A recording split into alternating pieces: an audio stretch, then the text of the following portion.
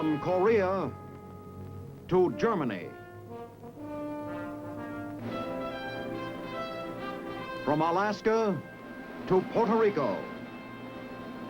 All over the world, the United States Army is on the alert to defend our country, you, the American people, against aggression. This is The Big Picture, an official television report to the nation from the United States Army. Now, to show you part of the big picture, here is Sergeant James Mansfield. Welcome to The Big Picture. Today, we bring you the story of another famous infantry division, the 7th. Fighting its way across the South Pacific, from Kwajalein to Leyte and finally Okinawa, it brought the war to the front door of Japan. Later in the program, Colonel Quinn will review for you some of the elements necessary to effect an infantry operation such as this. So now, for more about the program, we take you to the office of Colonel William W. Quinn. How do you do, ladies and gentlemen? On our last program, we were extremely fortunate to have with us Mr. Doug Larson of Scripps Howard and Sergeant Francis Porter of the United States Army, both noted war correspondents in Korea.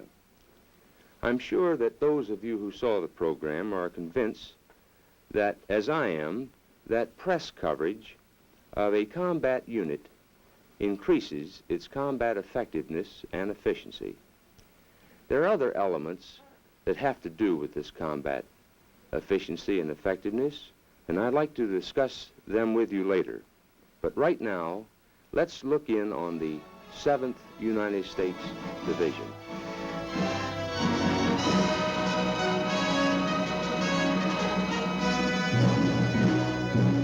A 7 straight and a 7 down. Black on red, the shoulder patch of the 7th Infantry Division, my outfit. They call us the Hourglass Division. You can see why. There's something else about an hourglass that fits the 7th. It's got sand in it. They say a guy with fighting guts has sand in his craw. The 7th has sand in its craw, all right. We proved that for certain. But in the fall of '42, the sand was mostly in our hair. We'd been training in California, and when Rommel began playing foxy in Africa, we got introduced to camel climate. When we left the desert training center, we needed a bath. We got it.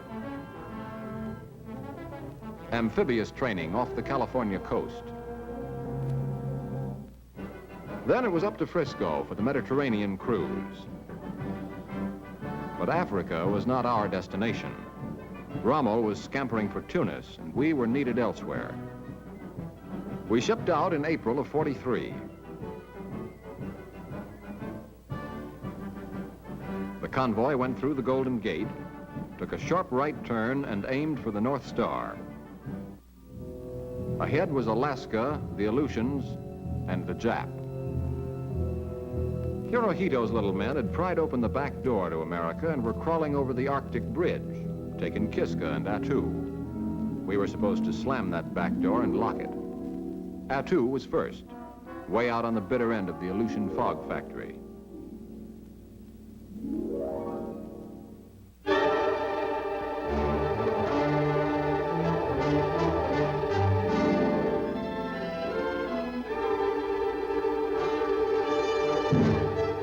Bet every man carried a one-each hollow feeling in the pit of his stomach on that trip to the beach. Our division commander was General Brown. The hourglass was turned. The sand was running through. The 7th had gone to war. We didn't know much about Attu. Most of the places on it were named later for our heroes. But the plan called for the main force to land on Blue Beach and push up Massacre Valley to Jarman Pass, where they'd meet the northern force working down from Red Beach above Holt's Bay. Then together, we'd go after the enemy around their main camp at Chichagof Harbor. The first wave got ashore at Blue Beach without any trouble. They moved up Massacre Valley. Other waves followed, lugging their equipment by hand over the snow and tundra. The northern force sneaked ashore at Red Beach, hauled their gear up a 20-foot cliff, and started around Holt's Bay. The artillery worked over the snowy hills. The fight had begun. The Japs were dug in high up on the mountains, and the elevators weren't running. The main force got the German pass the first day. A week later, it was still there. But the northern force had been fighting their way along Holt's Bay, and that put us on both sides of the pass. So the Japs took off to the east. We joined our line then and chased them over Robinson Ridge and Serrano Nose and Fish Ridge and through Levacy Pass into a tight, hard pocket around Chichagof. We began to learn about war, how it feels to get hit, and how frozen feet can be just as bad. We learned the price of victory. We learned about heroism. Private Joe Martinez, for advancing alone to inspire his battalion, the Medal of Honor, posthumously. We learned about banzai charges. One night, 500 screaming Japs threw a flying wedge down Jimfish Valley. We cleaned up the mess, moved into Chichagof, and the battle was over. After 19 days and 2,300 enemy dead. This was the first American soil retaken from the Jap invader. The back door to America was closed and bolted, courtesy of the 7th Division. We said goodbye to the Northern Lights then and headed south, but we didn't go home. The next stop, Hawaii. A little fun, chance to thaw out, and practice on landing craft of a different sort. Then some training that was guaranteed to teach you or else. We wanted this training, believe it or not, because on Attu we'd learned what any Boy Scout can tell you. It pays to be prepared. But Uncle Sam was busy shopping for Pacific real estate at the end of '43, and some unwanted tenants had to be evicted, so the 7th Division packed its duffel and headed out to take possession. The address, Kwajalein Atoll, in the Marshall Islands. We had the southern loop of the atoll, including the island of Kwajalein. With the preliminary soften-up aimed at the main island, we pulled a sneak play to the weak side. On D-Day and the night before, we sent forces to capture the lightly defended outer islands. The strategy worked so well that the whole invasion was later called a near-perfect operation. By afternoon, we had command of the channel into the central lagoon, and our artillery was setting up on Carson Island, getting the range on Kwajalein.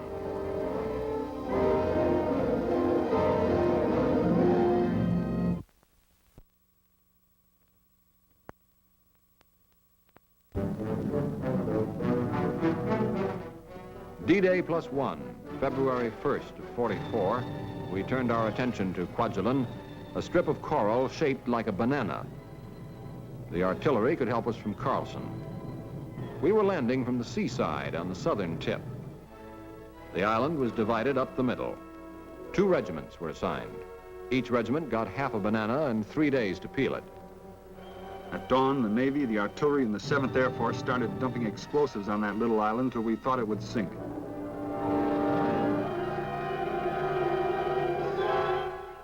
For the second time, the hourglass was turned. The 7th Division was moving in force.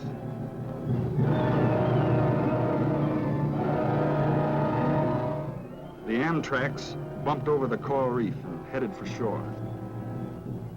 The Navy moved their fire then, but the artillery kept shooting till we wondered if they'd been told about the landing. That was the plan. We crossed the beach right through the smoke. The artillery shells walked down the island 3 steps ahead of us.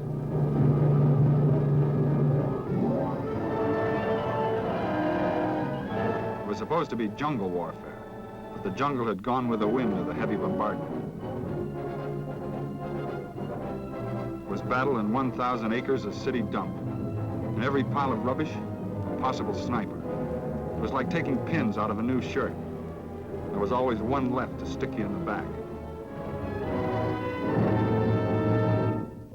Tanks had rough going in the beat-up terrain.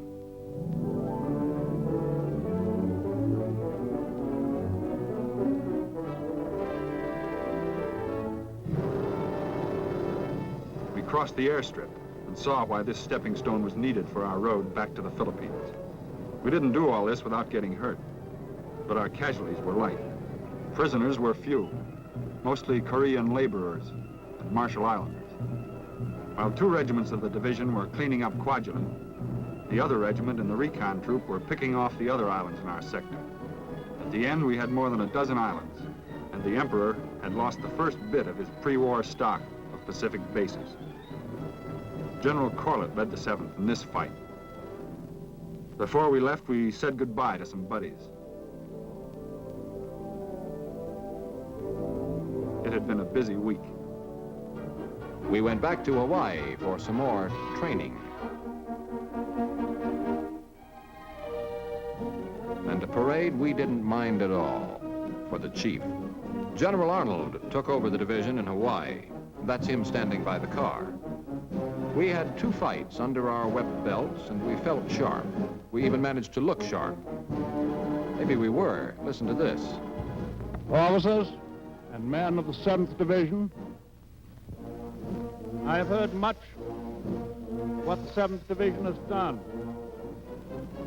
We're all proud of the 7th in what it has done and what it is doing. And that's another reason why I give you all the good luck in the world. But things were moving fast in those days, and it wasn't long before we were back at sea wondering where we'd been booked for our next appearance. After a switch in plans, it turned out we were going with MacArthur on his famous return to the Philippines. We were making our entrance at Leyte. Once more, the Hourglassers were going into action on the southern flank of the invasion spearhead. This was our toughest beachhead. The Japs knew if we got a foothold in the Philippines, it was the beginning of the end for them. We knew it too.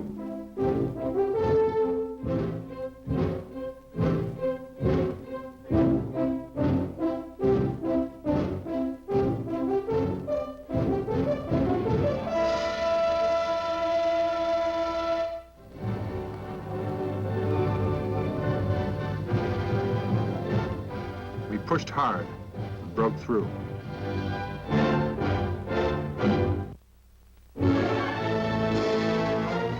We fought west through the matted jungle.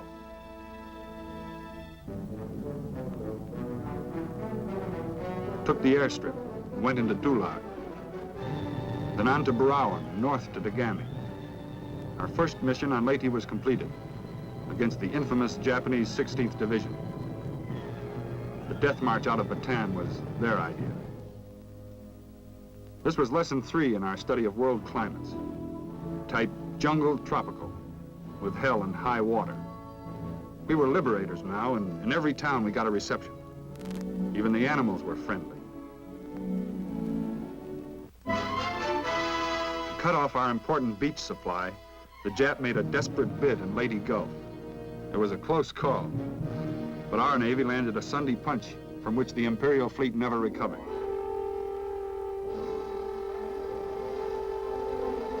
Some of our carriers were lost. Their planes flew over to Leyte and landed on the unfinished airstrips.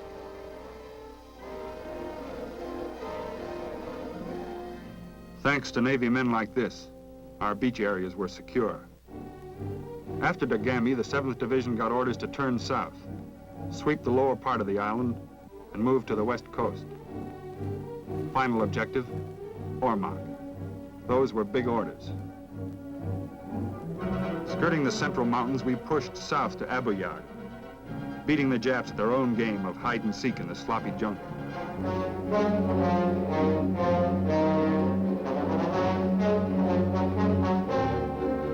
The division spread out over southern Leyte and swept westward. One regiment got the job of securing a jump-off point for the attack north to Ormoc. Through continual rainstorms and across dozens of streams, their supplies came up from Bye-Bye. Through 9 days and nights of banzai charges, they held their area against superior Jap forces until the rest of the division could catch up.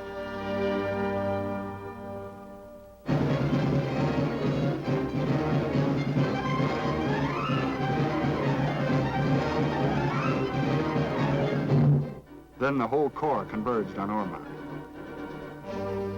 Another division landed from the sea and captured the town. We closed up the gap from the south and took over from them. We mopped up the west coast and the mountains to the east, cleared Valencia, Palapan, and the Camote Islands nearby. That was the end of Leyte. All told, we'd covered 2,000 square miles of jungle and counted 15,000 dead Japs. That took us to the end of February, and less than a month later, we were back aboard ship and on the way to our next appointment. About the only place left to go in early 45 was Japan itself. We almost made it. Okinawa. This time, the hourglass was really turned. The 7th was going into its toughest fight. We were still with the 24th Corps, but now under the 10th Army. AM tanks and AM tracks brought the first waves ashore on the Hagushi beaches. It was April Fool's Day, but the Japs didn't pull any tricks. There was practically no opposition. We took the Kadena airstrip about one jump ahead of the engineers with their bulldozers and graders. Then we joined in the race across the island. We saw a few Japs, but they weren't in force. If they planned to fight, it looked like they'd choose their own time and place. We were invaders now, and the civilians couldn't be trusted.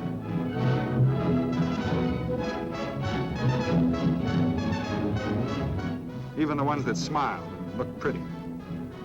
The 7th Division won the race to the east coast. In 2 days, we'd cut the island in half.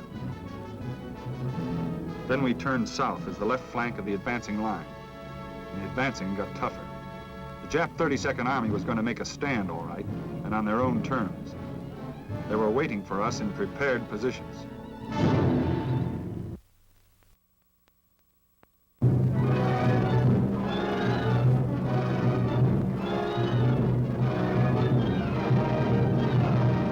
We faced more artillery, more Japs, and more rough fighting than we'd ever faced before. We battled yard by yard through the rugged hill country. Skyline Ridge, Hill 178, Rocky Crags, Hill 196.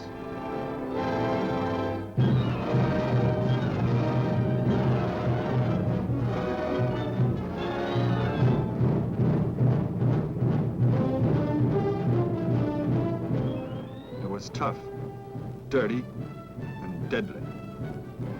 In 12 days of continuous attack, the 24th Corps smashed the Machinado-Oki line. The worst was yet to come. We found ourselves up against the real backbone of the Okinawa defense. The Shuri line. Solid fortifications. Fancy cave systems. This would take some doing. The 10th Army began an all-out drive.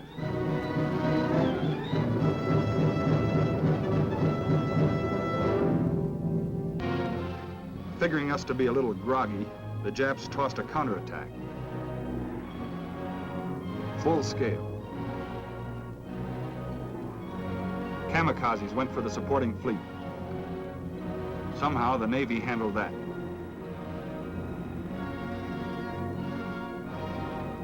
They launched attacks all down the line with artillery support. That hurt, but we took it. Their beach landings failed.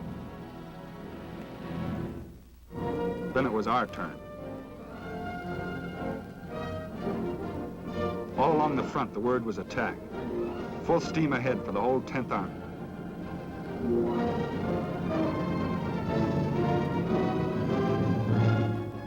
After 41 days of combat, the 7th was given a 10 days rest.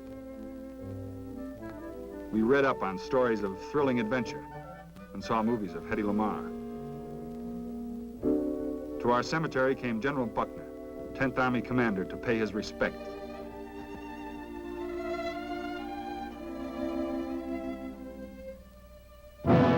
Then we went back to the battle. We put all we had into that push on Shuri. The Japs were tough, but not that tough. The 7th turned the flank of the Shuri line with a vicious thrust through Yanabaru.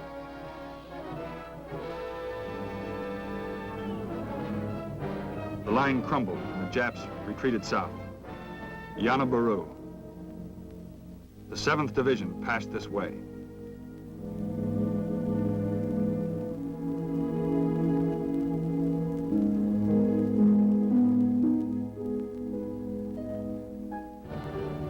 was still more to Okinawa. We took the Chennai Peninsula, in spite of rain and mud that made the going sticky, and kept the tanks to the roads.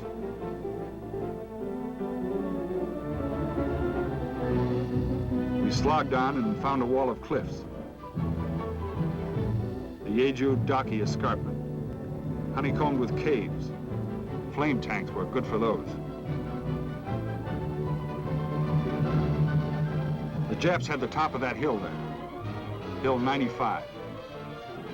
But this was the 7th Division. We ran a hose up the side, pumped napalm, and set it afire.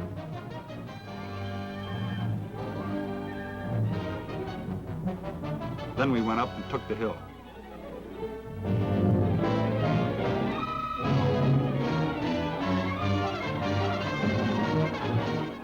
From there, we pushed south toward the last Jap stronghold at Mabuni.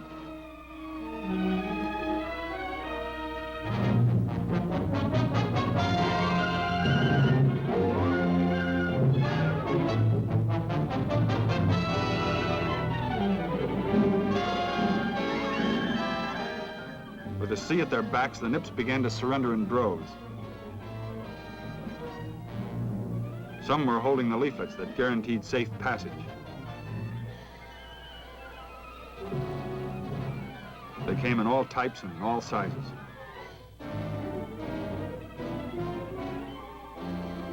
With victory certain, General Buckner was killed, but his job had been done. Okinawa was ours. To take over the 10th Army then came Uncle Joe Stilwell, who had been our 1st Division commander. It was a nice time for reunion. Then suddenly the war was over. Celebration. But there was still another landing for the 7th to make, Korea. This time, the reception was different. The Jap guns were loaded, but they weren't pointed at us. We hoped. We marched into Seoul to stand by at the surrender and do a little changing of flags. The sun shone brighter when they ran Old Glory up to the top of the pole. At the 38th parallel, they stationed the 7th to guard this outpost of freedom. We had won the privilege.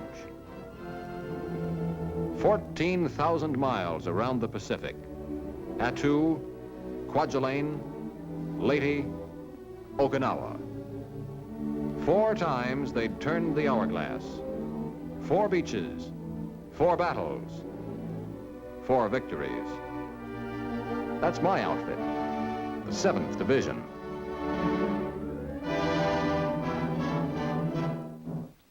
I'd like to take a few minutes to discuss with you some of those elements which we discussed earlier, which make the man with the rifle a formidable person. The first of these, of course, has to do with training. The infantryman must be well trained. He must be in excellent physical condition, and he must have developed or learned those elements or those things which maintain for him his self-preservation in combat. The second element, of course, is one of leadership. Soldiers must have good leaders, and they, in turn, must be well trained. The third, but probably one of the more important elements, has to do with pride of unit. The pride of unit is a hard thing to explain, except that it means the outfit, and that men will do practically anything for the outfit and in battle when they feel that pride. I asked many of my men just why they did take hills, just why they did keep on going, and why they fought, and many other questions along that line. And this was their answer. First, the outfit. When men belong to a hard-hitting, close-knit military organization, there is a great feeling of mutual confidence. And as they stated, the outfit is the number one reason. 2, the buddy. Within a foxhole where two men are together and undergoing the same set of circumstances, there develops a very unusual relationship, one in which the ties are very close and in some instances greater than that of blood. The third is anti-communism, in the sense that these men, my men, felt that, well, if we have to fight this thing, it's a lot better to fight it somewhere else than in our own backyard, and it has to be eliminated. But coming back to the pride again, it's a very difficult thing to develop pride. I think probably in my outfit, in the 17th, we accomplished it in a great measure by having every man written about. Well, that's about it for today. Ladies and gentlemen, next week winds up our Blue Badge series. I believe that our last program, however, will be very interesting in that we're going to trace for you the evolution of the rifleman from 1776 until the present day. We're also going to have for you the story of the famed Blue and Gray Division, the 29th Infantry Division. So until we meet again, ladies and gentlemen, this is Colonel Quinn speaking for the combat infantrymen who ask you to look twice at the man who wears the blue badge. It's the mark of a man. The Big Picture is a weekly television report to the nation on the activities of the Army at home and overseas. Produced by the Signal Corps Pictorial Center. Presented by the U.S. Army in cooperation with this station. You can be an important part of the big picture. You can proudly serve with the best equipped, the best trained, the best fighting team in the world today, the United States Army.